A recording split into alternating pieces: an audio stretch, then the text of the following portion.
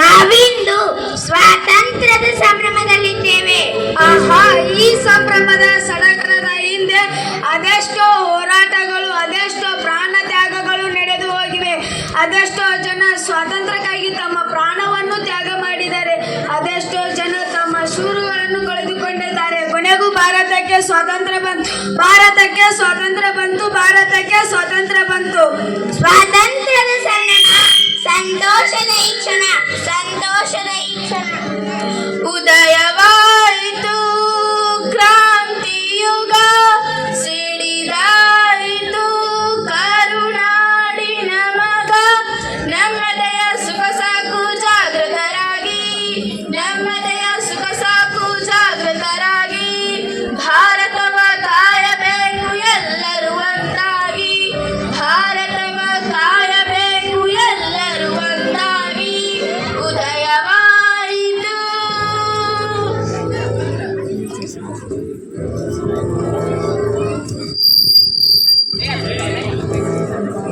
ಸ್ವಾತಂತ್ರ್ಯ ಸಂಗ್ರಾಮದಲ್ಲಿ ಭಾಗವಹಿಸುವಲ್ಲಿ ನನ್ನ ಹೆಮ್ಮೆಯ ನಾಡು ಕರುನಾಡು. ಹಿಂದೆ ಬಿದ್ದಿಲ್ಲ ಕಿತ್ತೂರಾಣಿ ಚೆನ್ನಮ್ಮ, ಕೆಳದಿ ಚೆನ್ನಮ್ಮ, ರಾಯಣ್ಣ ಮೊದಲಾದ ವೀರರು ಪರಕೀಯ ದಾಳಿಯನ್ನು ಹಿಮ್ಮೆಟ್ಟಿಸಿದ್ದಾರೆ. ಹೌದು, ನಮ್ಮ ಕನ್ನಡ ನಾಡಿನ ಅನೇಕ ವೀರರು ದಾಳಿಯನ್ನು ಹಿಮ್ಮೆಟ್ಟಿಸಿದ್ದಾರೆ. ಅದರಲ್ಲೂ ಪರಕೀಯರ ದಾಳಿಯನ್ನು ವಿರೋಧಿಸಿದ ಕರ್ನಾಡಿನ ಮಹಿಳೆ ಗೊತ್ತೇ? ಇಲ್ಲ, ಯಾರವರು? ಅವಳೇ ತುಳುವರ ಚಾಪ್ಟ್ಯ ವಂಶದ ಮಗಳು. ಕಡಲು ತಡಿಯ ಸಿಡಿಲು, ಓಡುವ ಕುದುರೆಗೆ ಲಗಾಮು ಹಾಕುವ ಛಲಗಾರ್ತಿ, ಮನವೇರಿದ ಗಜಕ್ಕೆ ಅಂಕುಶವಿಡುವ ರಣಧೀರೆ, ಸಮುದ್ರದಲೆಗೆ ಕಿಚ್ಚು ಹಚ್ಚಿಸುವ ಗಂಧರೆಯ ಹೆಣ್ಣು, ವೀರಗಚ್ಚೆಯ ಹಾಕಿ ಶತ್ರುಗಳ ರುಂಡದಲ್ಲಿ ಚಂಡಮದ್ದಳೆ ಬಾರಿಸಿದವಳು. ಅವಳೇ ಅವಳೇ ನಮ್ಮ ರಾಣಿ ಅಬ್ಬಕ್ಕ. ಹೌದು, ಮಂಗಳೂರಿನ ಕಡಲ ತೀರದ ಉಳ್ಳಾಳನ ಮಗವೀರನ ಮಗಳು. ಮಂಗಳೂರಿನ ಬಂಗಾಲಕ್ಷ್ಮಪ್ಪ ಅರಸನ ಪತ್ನಿಯಾದ ಇವರು ಮಸಾಲೆ ಪದಾರ್ಥಗಳಿಗಾಗಿ ಪೋರ್ಚುಗೀಸರು ಮಂಗಳೂರಿಗೆ ದಾಳಿ ಮಾಡಿದಾಗ ಮಾತು ಪ್ರಧಾನ ರಾಜ್ಯವಾಗಿದ್ದ ಮಂಗಳೂರಿನಲ್ಲಿ ಅಳಿಯ ಮತ್ತು ಗಂಡ ಕಪ್ಪ ಕಾಣಿಕೆ ಕೊಡಲು ಮುಂದಾದರು. ಅದನ್ನು ಒಪ್ಪದ ತನ್ನ ಗಂಡನನ್ನು ಬಿಟ್ಟು ತನ್ನ ತವರೂರಾದ ಉಳ್ಳಾಲಕ್ಕೆ ಬಂದು ರಾಜ್ಯಭಾರ ಮಾಡತೊಡಗಿದರು. ವೀರವನಿತೆ ಅಬ್ಬಕ್ಕಳನ್ನು ಸ್ವಾತಂತ್ರ್ಯ ಸಂಗ್ರಾಮದಲ್ಲಿ ಭಾಗವಹಿಸಿದ ಪ್ರಸಂಗವನ್ನು ನೋಡೋಣವೇ?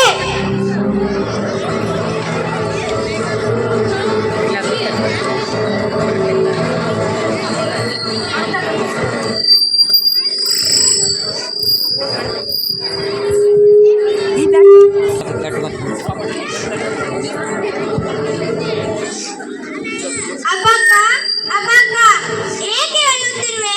ಏಕೆ ಚಿಂತಿಸುತ್ತಿರುವೆ? ಏನಾಯ್ತು? ನಿನ್ನ ಸೋದರ ಮಾವ ಇಂದಿಗೂ ಜೀವಂತನಿರುವನು. ಅಳಬೇಡ ಅಬ್ಬಕ್ಕ, ಅಳಬೇಡ. ನಿನ್ನ ತಂದೆ ತಾಯಿ ಇಲ್ಲವೆಂದು ಗಳಗಳಿಸಿ ಅಳಬೇಡ, ಪರಿತಪ್ಪಿಸಬೇಡ. ನಿನ್ನ ಸೋದರ ಮಾವ ಇರುವನು. ನಿನ್ನ ತಂದೆ ತಾಯಿ ಕೊಡುವ ಪ್ರೀತಿಯನ್ನು ನಾನು ಕೊಡುತ್ತೇನೆ. ನೀನು ಎಂದಿಗೂ ಸುಖವಾಗಿರಬೇಕು, ಅದೇ ನನ್ನ ಆಶಯ. ಮಾವ, ಮಾವ, ಇಂದು ನೀವು ನನ್ನ ಮನಸ್ಸಿನ ಭಾರವನ್ನು ನಿರಾಳಗೊಳಿಸಿದ್ದೀರಿ. ಇನ್ನು ಮುಂದೆ ನನಗೆ ಯಾವ ಚಿಂತೆಯೂ ಇಲ್ಲ.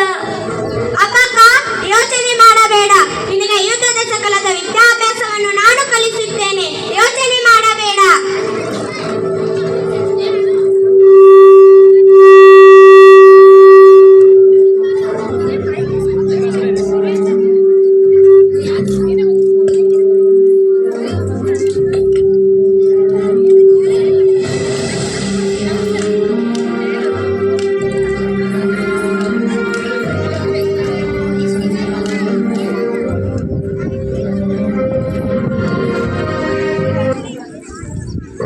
ಈ ರೀತಿ ಸೋದರ ಮಾವ ತಿಮ್ಮರಾಯನ ಆಶ್ರಯದಲ್ಲಿ ಬೆಳೆದ ಅಬ್ಬಕ್ಕಳು ಸಕಲ ಯುದ್ಧ ಪರಿಣಿತಿಯನ್ನು ಪಡೆದುಕೊಂಡಳು. ನಂತರ ಪಟ್ಟಾಭಿಷೇಕ ನಡೆಯುವ ಸಂದರ್ಭ.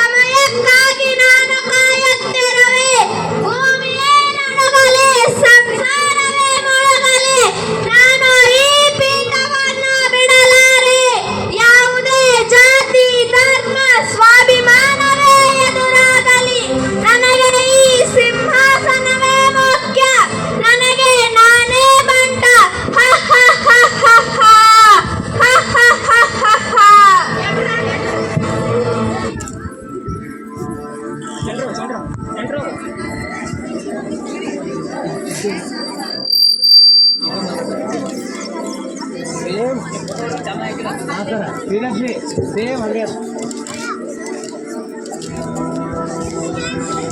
ನಮಸ್ಕಾರಗಳು. ನಾನು ರಾಮರಾಯ. ಆಹಾ, Ramaraya welcome. Ramaraya welcome. Ramaraya welcome. ನಮ್ಮನ್ನು ಕರೆಯಿಸಿದ ಉದ್ದೇಶ ಗೆಳೆಯ ರಾಮರಾಯ, ನಾವು ಈಗಾಗಲೇ ಕನ್ನಡ ಪ್ರದೇಶವನ್ನು ವಶಪಡಿಸಿಕೊಂಡಿದ್ದೇವೆ. ಈಗ ನಮ್ಮ ದೃಷ್ಟಿ ಇರುವುದು ದಕ್ಷಿಣದ ಕಡೆಗೆ. ಕೊಂಡಲು ತೀರ ಉಳ್ಳಾಳ ಇದು ಸಮುದ್ರ ತೀರ ಪ್ರದೇಶಗಳಾಗಿರುವುದರಿಂದ ಅದನ್ನು ನಾವು ವಶಪಡಿಸಿಕೊಳ್ಳಲು ನೀವು ನಮಗೆ ಸಹಾಯ ಮಾಡಬೇಕು. ಅದು ಅಷ್ಟು ಸುಲಭವಲ್ಲ ಸಾಹೇಬರೇ. ಗೆಳೆಯ, ಡೋಂಟ್ ವರಿ, ಈ ಪೊರ್ಟೇಷನ್ನ ಎಲ್ಲವೂ ಸಾಧ್ಯ. ನೀವು ಹೋಗಿ ಕಪ್ಪ ಕಾಂತ ತಿಳಿಸಿ, ಕಪ್ಪ ಕೊಟ್ಟು ನಮ್ಮ ಜೊತೆ ಸ್ನೇಹವನ್ನು ಬೆಳೆಸಲು ಇಲ್ಲದಿದ್ದರೆ ಅದನ್ನು ನಾವು ಯುದ್ಧದಲ್ಲಿ ಪಡೆಯುತ್ತೇವೆ ಎಂದು ತಿಳಿಸಿ. ನೀವು ನಮಗೆ ಸಹಾಯ ಮಾಡಲೇಬೇಕು. ಸಹಾಯ ಸಹಾಯ Tamaraya, I can't understand. Don't worry, Tamaraya, you will pay the money for that. ಸರಿ, ನಿಮ್ಮ ಕೆಲಸ ಆಯಿತೆಂದು ತಿಳಿಯಿರಿ. ನಾನಿನ್ನು ಬರುತ್ತೇನೆ.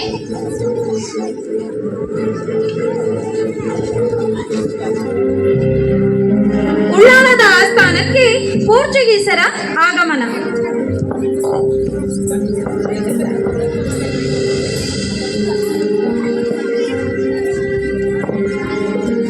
ಮಹಾರಾಣಿಗೆ ಜಯವಾಗಲಿ, ಮಹಾರಾಣಿಗೆ ಜಯವಾಗಲಿ, ಮಹಾರಾಣಿಗೆ ಜಯವಾಗಲಿ.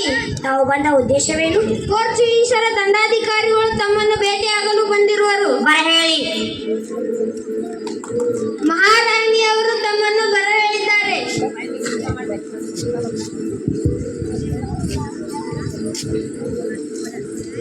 ಮಹಾರಾಣಿಯವರಿಗೆ ನಮ್ಮ ನಮಸ್ಕಾರಗಳು. ನಮಸ್ಕಾರಗಳು. ಇಲ್ಲಿ ಎಲ್ಲ ಸೌಖ್ಯವೇ ಮಹಾರಾಣಿಯವರೇ? ದಂಡಾಧಿಕಾರಿಗಳೇ, ನೀವು ನಮ್ಮ ಸುಖ ದುಃಖಗಳನ್ನು ವಿಚಾರಿಸಲು ಬಂದಿಲ್ಲ ಎಂದು ನಿಮಗೂ ಗೊತ್ತು, ನಮಗೂ ಗೊತ್ತು. ಬಂದ ವಿಷಯವನ್ನು ಮೊದಲು ತಿಳಿಸಿ. ಅಪ್ಪಕ್ಕ, ನಿಮ್ಮಿಂದ 2 ತಪ್ಪುಗಳಾಗಿವೆ. ನಮ್ಮ ಅನುಮತಿ ಇಲ್ಲದೆ ನೀವು ಅರಬ್ಬರೊಂದಿಗೆ ಸೇರಿ ಒಪ್ಪಂದ ಮಾಡಿಕೊಂಡಿದ್ದು. ಅಂಡ್ ಸೆಕೆಂಡ್ ಒನ್, ವಿಜಯನಗರ ಸಾಮ್ರಾಜ್ಯದ ಅರಸರು ಆಳುತ್ತಿದ್ದರು. ಅವರು ನಮಗೆ ಕಪ್ಪವನ್ನು ಕೊಡುತ್ತಿದ್ದರು. ಆದರೆ ನೀವು ನಮಗೆ ಕಪ್ಪವನ್ನು ಕೊಡುತ್ತಿಲ್ಲ. ಏಕೆ? ವಯ್ಯಬ್ಬಕ್ಕ, ಅರಬ ದೇಶದೊಂದಿಗೆ ನಮಗೆಂತ ಸಂಬಂಧ? ವ್ಯಾಪಾರ ಸಂಬಂಧ. ಅದು ನಿಮಗೆ ಸಂಬಂಧವಿಲ್ಲ. ಇನ್ನು ಕಪ್ಪದ ವಿಷಯ ಬಂದರೆ ಹಿಂದಿನವರು ಕಪ್ಪ ಕೊಟ್ಟಿರಬಹುದು, ಆದರೆ ನಾವು ಕಪ್ಪ ಕೊಡುವುದಿಲ್ಲ. ರಾಣಿ ಅಬ್ಬಕ್ಕ, ಬನ್ನಿ ನಡುಕ್ತಿರಲಿ. ಅಬ್ಬಕ್ಕ, ಇನ್ನು ನಾವು ಸುಮ್ಮನೆ ಇರ್ತೇವೆ. ಸೈನ್ಯಕ್ಕೆ ಗುರಿಯಾಗಬೇಡಿ. ನಿಮ್ಮ ದರ್ಪವೇ. ದಂಡಾಧಿಕಾರಿಗಳೇ, ನೀವು ನಿಂತಿರುವುದು ರಣಸಿಂಹನಿಯ ನೆಲದ ಮೇಲೆ ಎಂದು ಮರೆಯದಿರಿ. ಅಬ್ಬಕ್ಕ, ನೀವು ನಮಗೆ ಕಪ್ಪವನ್ನು ಕೊಡದಿದ್ದರೆ ನಾವು ಇಲ್ಲಿಂದ ಹೋಗುವುದಿಲ್ಲ. ದುರಹಂಕಾರ. ಯಸ್.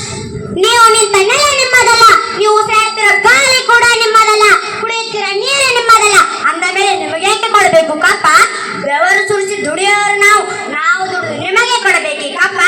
ಏಕೆ ಏಕೆ ಏಕೆ? ಸಿ ಪೋರ್ಚುಗೀಸರೇ, ನಾಚಿಕೆ ಆಗುತ್ತಿಲ್ಲವೇ ಕಪ್ಪ ಕೇಳಲು? ಇದು ಕಪ್ಪವಲ್ಲ, ಭಿಕ್ಷೆ ಭಿಕ್ಷೆ ಭಿಕ್ಷೆ. ನಾನು ನಿಮಗೆ ಭಿಕ್ಷೆ ನೀಡುವುದಿಲ್ಲ. ತೊಲಗಿ.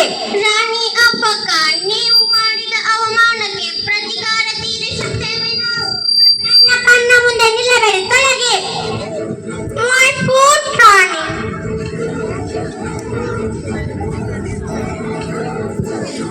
ಆಸ್ಥಾನಕ್ಕೆ ಗೂಢಚಾರಿಯ ಆಗಮನ. ಜನರೊಂದಿಗೆ ಅಬ್ಬಕ್ಕಳ ಸಂವಹನ. ಮಹಾರಾಣಿಗೆ ಜಯವಾಗಲಿ, ಮಹಾರಾಣಿಗೆ ಜಯವಾಗಲಿ. ಪೋರ್ಚುಗೀಸರಿಂದ ಒಂದು ಸಂದೇಶ ತಂದಿದ್ದೇನೆ ಮಹಾರಾಣಿ. ಏನದು ಸಂದೇಶ?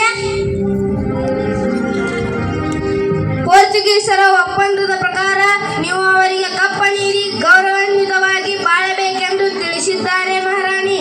ಏನು? ಪೋರ್ಚುಗೀಸರ ಪ್ರಭುತ್ವವನ್ನು ಒಪ್ಪಬೇಕೆ?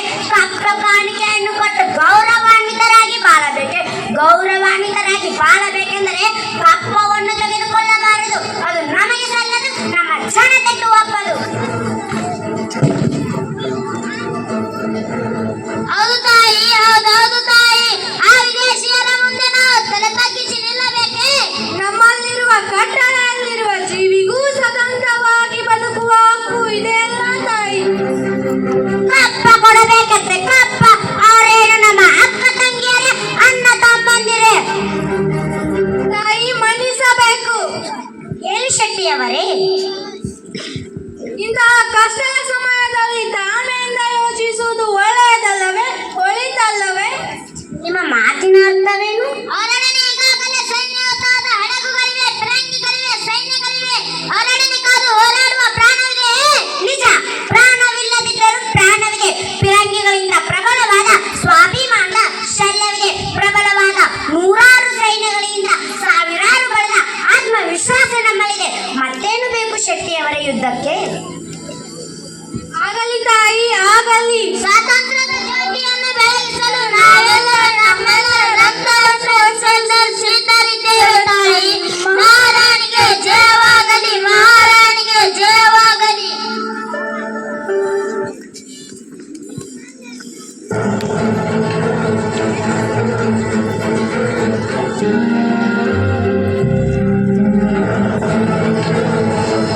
ಮೊಗವೀರರು ಮತ್ತು ಪೋರ್ಚುಗೀಸರ ನಡುವಿನ ಯುದ್ಧದ ಸಂದರ್ಭ.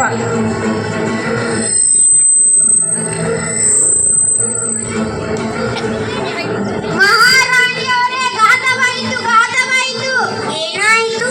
ಶಕ್ತಿಯ ಜೋಗುಳದಲ್ಲಿ ನಮ್ಮ ಮೊಗವೀರರ ತೋಳುಗಳು ಮೀನುಗಳು ಬಾಣಗಳಾಗಿ ತೂಗಾಡುತ್ತಿವೆಯಲ್ಲ.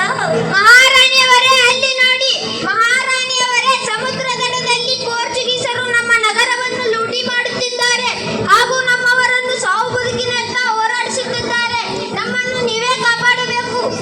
ಹಾ, ಪೋರ್ಚುಗೀಸರ ಬಿಳಿಯ ಬಾಣಗಳು ನಮ್ಮನ್ನು ಮುಚ್ಚಿವೆ. ಶಿವ ಶಿವ, ಯಾಕಿಷ್ಟು ಕಾಡುತ್ತೀಯ ತಂದೆ? ತಾಯಿ ನೆಲಕ್ಕಾಗಿ ಗಂಡನನ್ನು ತ್ಯಜಿಸಿದೆ. ಅಳಿಯ ರಾಮರಾಯ ವಿದೇಶಿಯರ ಜೊತೆಗೂಡಿ ಕುಲಕ್ಕೆ ಕೊಡಲಿ ಇಟ್ಟ. ಇನ್ನು ನನ್ನ ದೇಶವಾದ ಮಂಗಳೂರನ್ನು ತ್ಯಜಿಸಿದೆ. ಉಳ್ಳಾಳಕ್ಕೆ ಬಂದರು ಉಳಿಗಾಲವಿಲ್ಲದಂತಾಯಿತು. ಏಕೆ ದೇವ ಈ ಅಗ್ನಿ ಪರೀಕ್ಷೆ? ಏಕೆ ಈ ಅಗ್ನಿ ಪರೀಕ್ಷೆ? ಅಮ್ಮ, ನಿಮ್ಮ ಧೈರ್ಯಕ್ಕಾಗ ಭಾರತ ಮಾತೆಗೆ ಭೂಷಣ. ಆ ಪೋರ್ಚುಗೀಸರನ್ನು ಹುಟ್ಟಡಗಿಸಬೇಕು ತಾಯಿ. ನಮ್ಮ ಮಗು ವೀರರ ಪ್ರಾಣವನ್ನು ಕಾಪಾಡಬೇಕು ತಾಯಿ. ನಾವು ನಿಮ್ಮನ್ನೇ ನಂಬಿದ್ದೇವೆ ತಾಯಿ. ಇಲ್ಲಿ ಕಾಯುವವಳು ನಾನಲ್ಲ, ಕೊಲೆಯುವವಳು ನಾನಲ್ಲ. ಇವೆಲ್ಲ ಒಬ್ಬ ವೀರರ ಕೈಯಲ್ಲಿದೆ.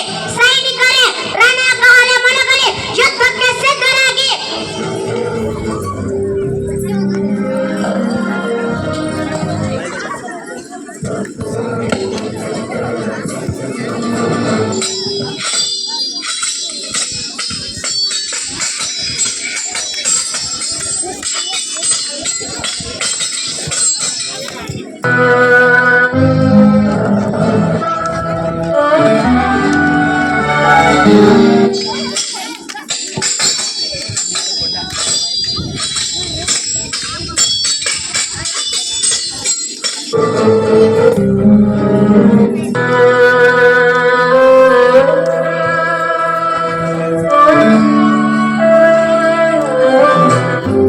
ಅಮ್ಮ, ಅಮ್ಮ, ಇಂದಿನಿಂದ ಪುಣ್ಯಕ್ಕೆ ಬಂದಿದೆ. ನನಗೆ ಹೇಳಿದನ ಎಂತ ಪೌರುಷ ನಿಮ್ಮದು. ಈ ಹೇಳಿದನಕ್ಕೆ ಇಡೀ ಇತಿಹಾಸವೇ ಸಾಕ್ಷಿಯಾಗಿದೆ. ಜೈ ಭಾರತ್ ಮಾತೆ. ದೇಶ ನನ್ನದು ಎನ್ನದು ಎದೆ ಸುಡುಗಾಡು, ನಾಡು ನನ್ನದು ಎನ್ನದೆ ಎದೆ ಮರಳುಗಾಡು ಎಂದು ಗರ್ಜಿಸಿದ ವೀರ ರಾಣಿಯ ಪಕ್ಕನು ತನ್ನವರಿಂದ ಸೋಲನ್ನು ಅನುಭವಿಸಿದರು.